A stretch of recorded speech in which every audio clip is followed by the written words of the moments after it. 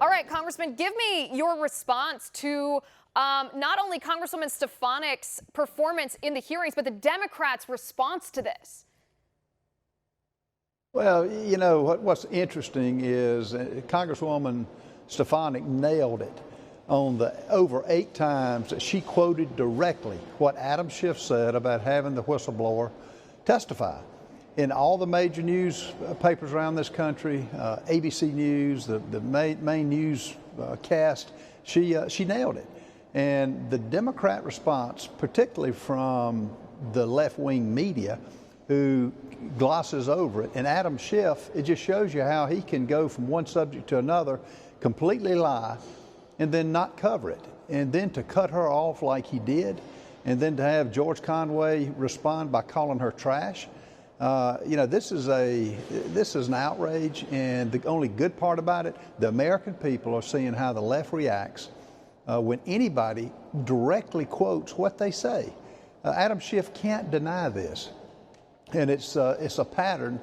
He can't spell the truth, much less tell it.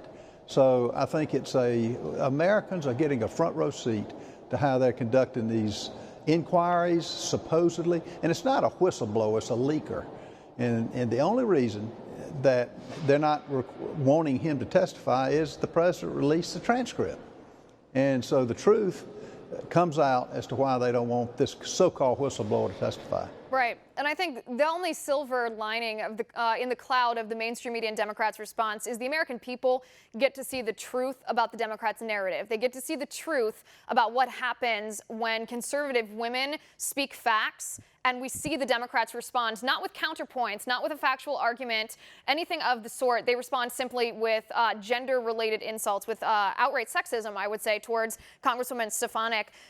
Congressman Norman, talk to me a little bit about the upcoming hearings that are happening tomorrow and Wednesday. I know we're going to hear from a lot of witnesses, but the whistleblower himself is still not slated to testify, and neither are the whistleblower sources. You called the whistleblower a leaker, and I believe you did so because the whistleblower who filed that original complaint with the Inspector General of the intelligence community had no firsthand information of the phone call between President Trump and Ukrainian President Zelensky, which means the whistleblower had sources. Why haven't we heard from those sources?